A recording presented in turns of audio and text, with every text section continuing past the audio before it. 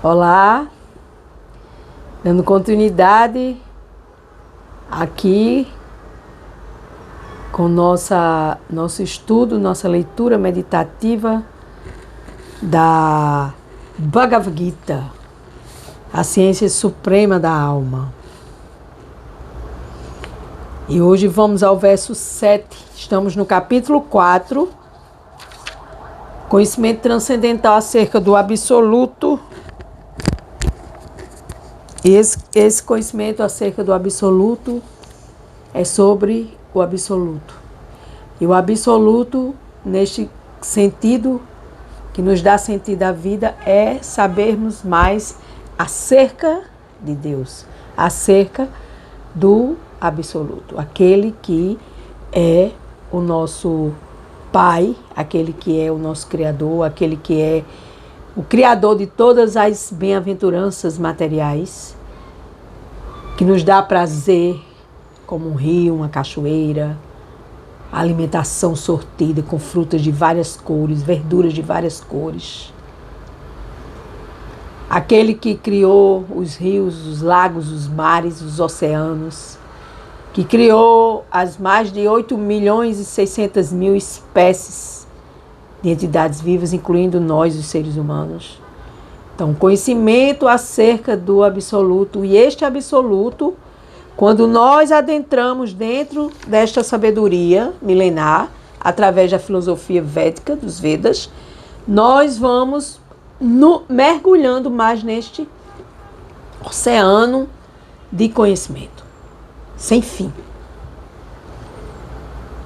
Para poder pararmos de especular acerca de Deus, acerca de quem é Deus, o que é Deus, como é que Deus se manifesta, como é que eu posso entender Deus neste processo de conhecer Deus e me conhecer.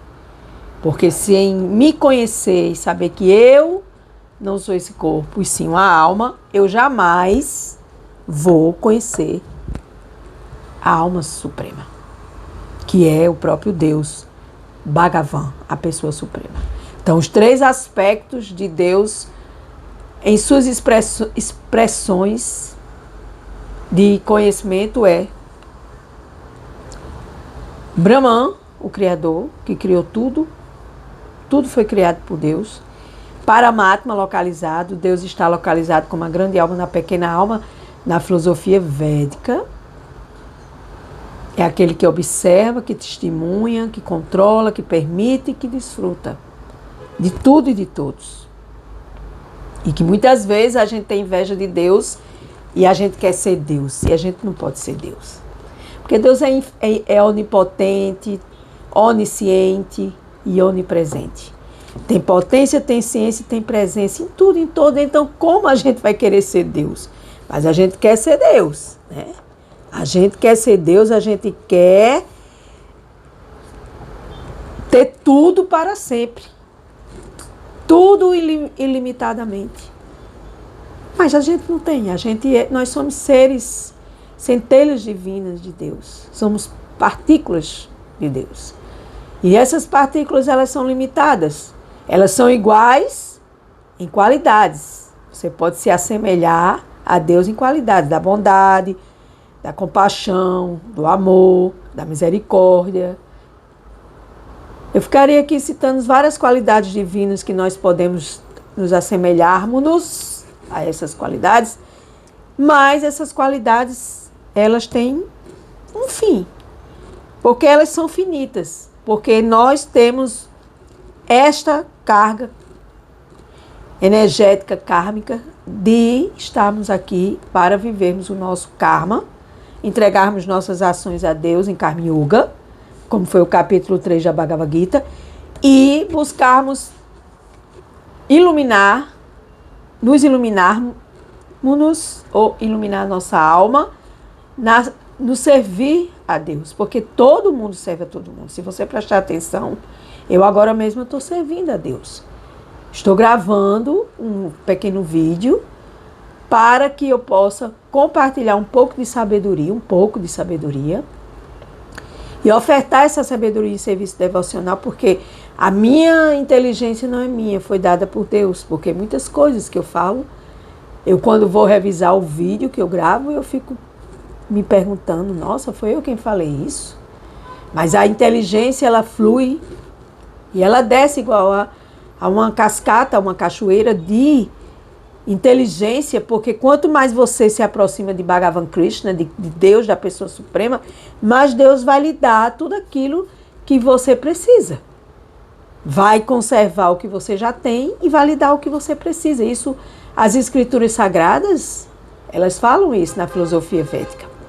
Então, Krishna fala sobre sua natureza transcendental e de sua missão. Então, essa natureza transcendental de Deus, nós não temos acesso aqui no Ocidente, porque nós somos e vivemos religiões e filosofias ocidentais muito limitadas, que não nos levam a esse compreendimento, essa compreensão acerca do absoluto, de Shri Krishna Bhagavan, a pessoa suprema, o todo atrativo, todo atraente. Vou fazer minhas reverências para começar a leitura. Om Namo Bhagavate Vasudevaya.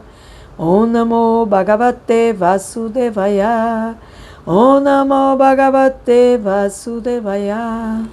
Eu peço permissão à Suprema Personalidade de Deus para ler as Escrituras Sagradas e peço que Ele abençoe a todos nós que ouvimos essas leituras sagradas e que a gente possa contribuir com esse mundo, compartilhando sabedoria, compartilhando esse canal, se você gosta, deixando o seu like, se você acha que vale a pena, se lembrar e ir lá na mãozinha e clicar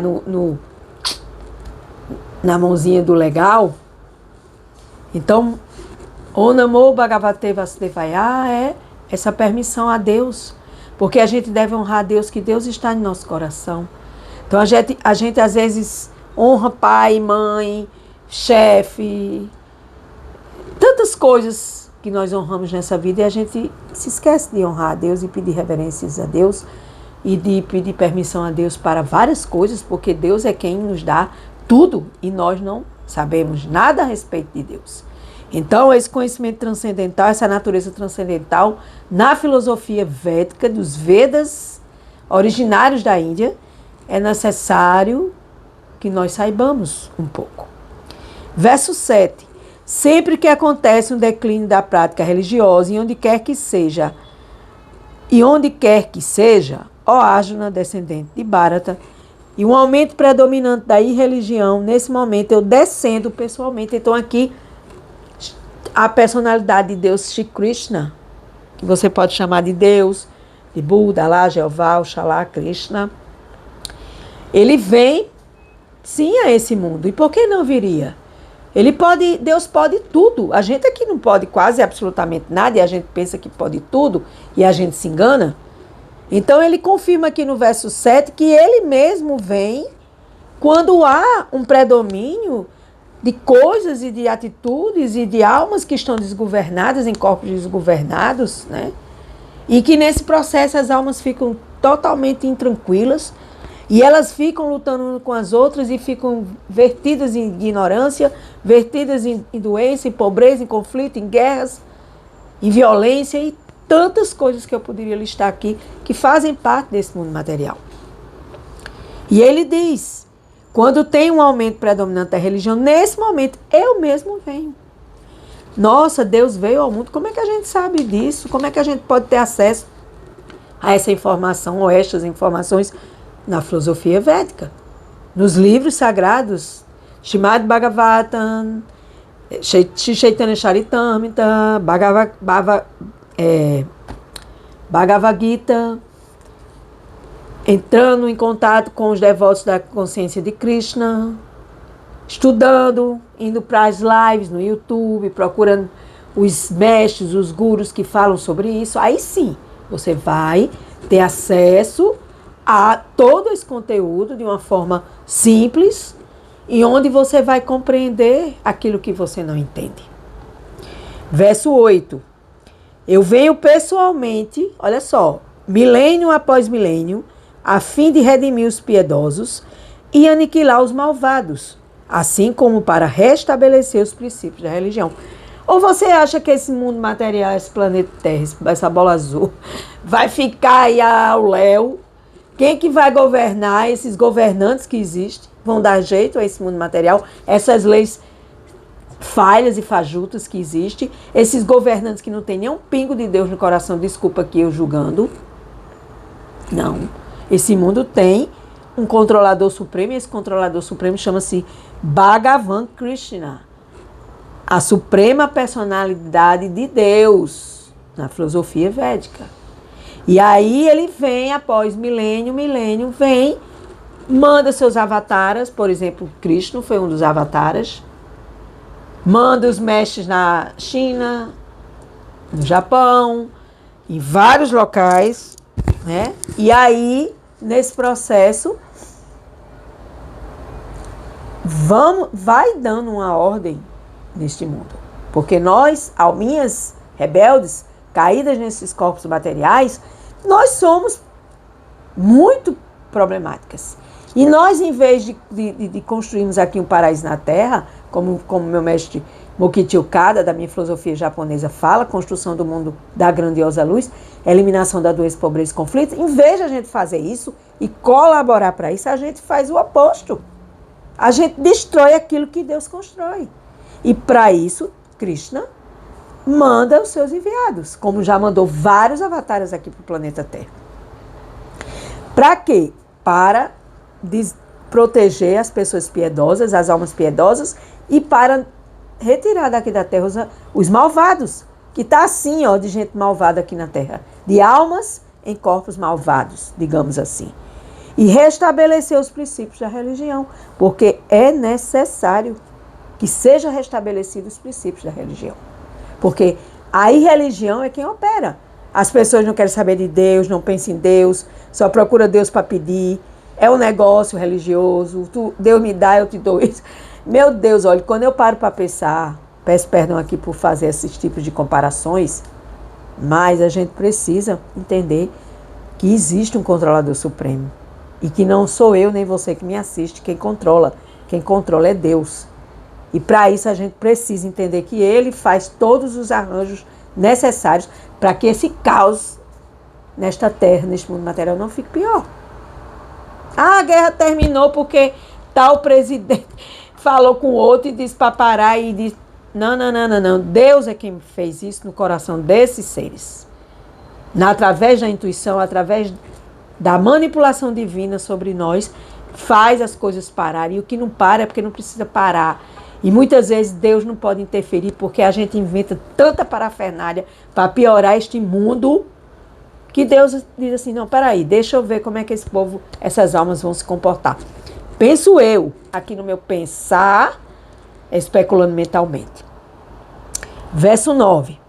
Ó Arjuna, aquele que conhece a natureza transcendental do meu advento e atividades, nunca volta a nascer neste mundo material, após deixar este corpo, mas alcança a minha morada eterna. Então aqui Deus está dizendo, se você tem vontade, tem interesse, se você quer evoluir, expandir sua consciência e estudar sobre mim, sobre a minha natureza transcendental e querer saber dos meus passatempos, dos meus arranjos que eu faço para poder eu organizar todo esse caos, principalmente no planeta Terra, planeta intermediário onde a gente vive neste momento. Você, quando você estuda sobre isso, quando você busca esse conhecimento transcendental acerca de Deus, você vai entender que aqui não é um planeta para se viver. É um planeta para se purificar, para se depurar de tantas coisas que a gente carrega, de tantas e tantas vidas passadas e dessa presente. E aí, quando a gente entende isso, está no nível mais intelectual, espiritual, não é em nível intelectual material, a gente vai sair daqui. E na casa de Deus há muitas moradas, de certo existem milhões de planetas melhores do que a Terra a nível espiritual. Porque aqui na Terra é um mundo de provas e expiações. É uma escola, como diz o Espiritismo, de Allan Kardec. Então, quando a gente estuda sobre essa natureza transcendental, essas atividades divinas, nas escrituras sagradas autorizadas, a gente não volta a nascer nesse mundo. E a gente vai ter conhecimento que existe a morada eterna de Deus e que Ele quer que a gente vá para lá.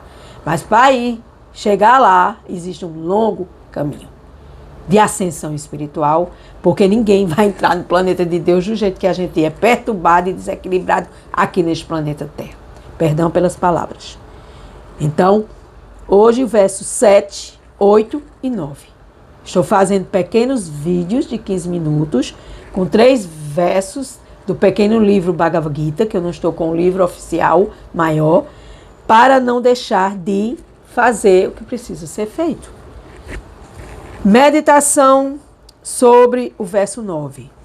Krishna vem a este mundo a partir do seu reino eterno, da morada de Deus. As igrejas falam tanto, as religiões, Reino de Deus, onde é esse reino de Deus? Você conhece esse reino de Deus? Você estuda sobre esse reino de Deus?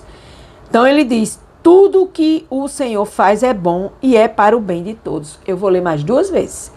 Tudo o que o Senhor faz é bom e é para o bem de todos. Tudo o que o Senhor faz é bom e é para o bem de todos. Quem entende isso se qualifica para voltar ao reino de Deus, ou Krishna.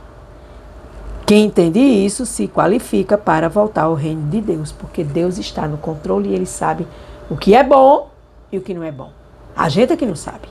E por a gente não só saber, a gente se revolta contra Deus, contra tudo, e acha que a gente sabe de tudo. Ilusão. Ilusão material, yoga maya, yoga da ilusão. E aí a gente precisa estudar sobre Deus para sair dessa confusão. Essa confusão que nos deixa enredado neste mundo de Maya, a yoga da ilusão.